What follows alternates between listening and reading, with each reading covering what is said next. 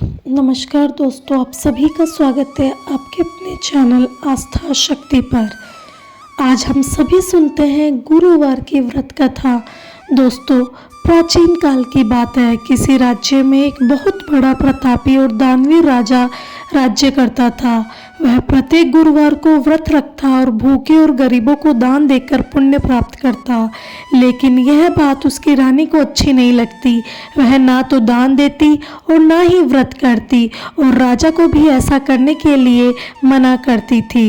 एक बार राजा शिकार खेलने के लिए वन में चले गए। महल में रानी और दासी अकेली थी। उसी समय बृहस्पति देव साधु का रूप धारण करके राजा के दरवाजे पर भिक्षा मांगने आए।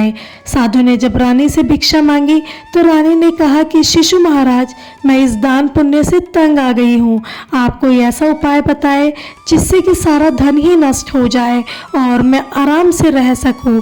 साधु के रूप में बृहस्पति देव ने कहा, देवी तुम तो बड़ी ही विचित्र हो। संतान और धन से कभी कोई दुखी हुआ है भला? अगर तुम्हारे पास धन अधिक है तो इसे शुभ कार्यों में लगाओ। कुंवारी कन्याओं का विवाह करवाओ, विद्यालय और बाग बगीचे का निर्माण करवाओ। ऐसा करने से तुम्हारे दोनों लोग सुधरे जाएंगे। परंतु साधु की इन बातों से रानी को कोई खुशी नहीं हुई। उसने कहा, मुझे तो ऐसे धन की आवश्यकता ही नहीं जिसे मैं दान में देती फिरूं और जिसे संभालने के लिए मेरा सारा समय नष्ट हो जाए। तभी साधु ने कहा, यदि तुम्हारी ऐसी ही इच्छा है तो जैसा मैं कहता हूँ वैसा ही करना। तथास्तु। तुम गुरुवार के दिन अपने घर को गोबर से लीपना और बालों को पीली मिट्टी से धोना और बाल धोते समय स्नान कर लेना। राजा से कहना कि वह गुरुवार को हजामत बनवा ले। भोजन में मांस मदिरा खाना, कपड़े धोबी के यहाँ धुलने भेज देना।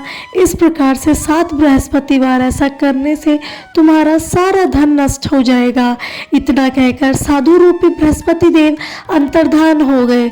साधु के कहे अनुसार बातों को पूरा करते हुए रानी को केवल 3 ही बृहस्पतिवार बीते थे कि राजा की सारी धन संपदा नष्ट हो गई और भोजन के लिए भी राजा रानी का परिवार तरसने लगा। तभी एक दिन राजा ने रानी से कहा, रानी तुम यहीं पर रहो, मैं दूसरे देश को जाता हूँ क्योंकि यहाँ पर सभी लोग मुझे जानते हैं और इसीलिए मैं कोई छोटा मोटा कार्य भी नहीं कर सकता।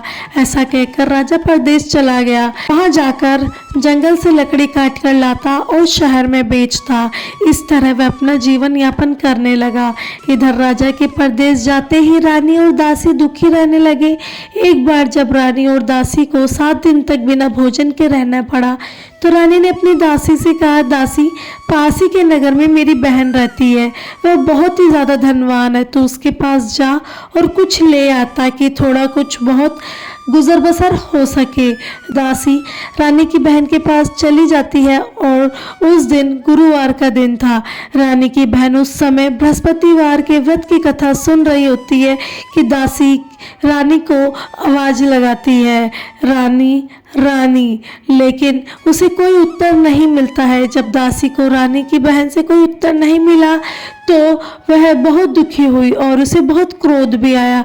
दासी वापस आकर रानी को सारी बात बताती है। यह सुनकर रानी ने अपने भाग्य को बहुत कोसा, लेकिन उधर रानी की बहन ने सोचा कि मेरी बहन की दासी आई थी परंतु मैंने उसे कुछ नहीं बोला और यह जानकर वह बहुत दुखी हुई होगी।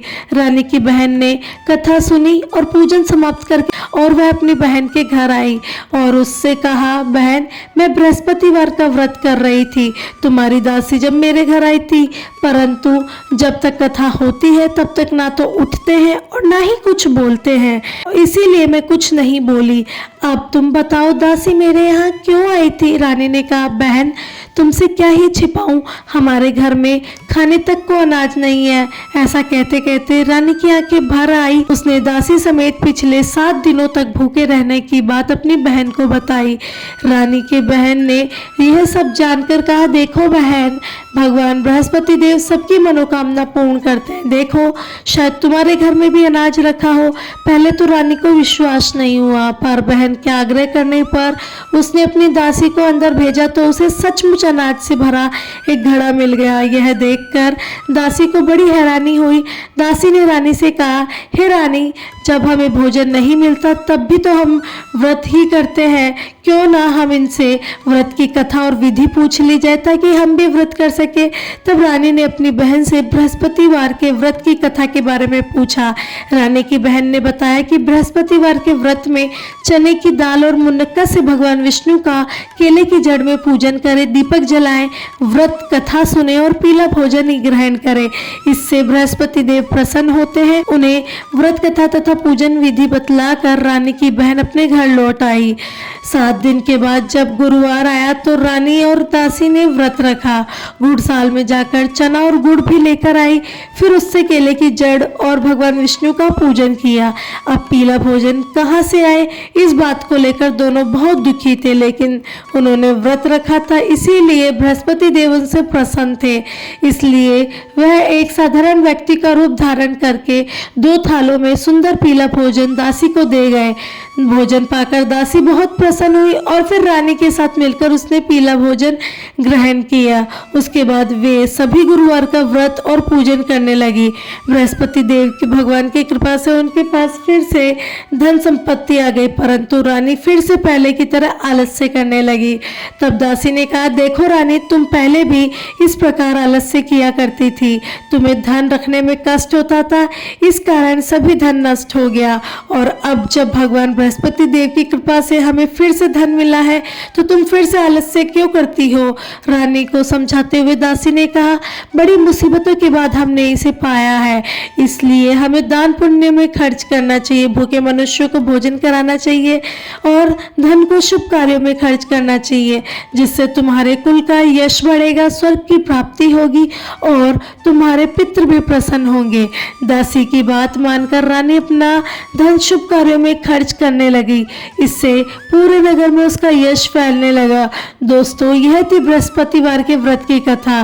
बृहस्पतिवार व्रत के बाद श्रद्धा के साथ आरती भी करनी चाहिए, जिसके बाद प्रसाद बांटकर उसे ग्रहण कर लेना चाहिए। दोस्तों, यदि आपको यह कथा और वीडियो अच्छा लगा तो लाइक करना ना भूलें और साथ ही चैनल को सब्सक्राइब करें और कमेंट में जय बृहस्पति देव जरूर लिखें। धन्यवाद।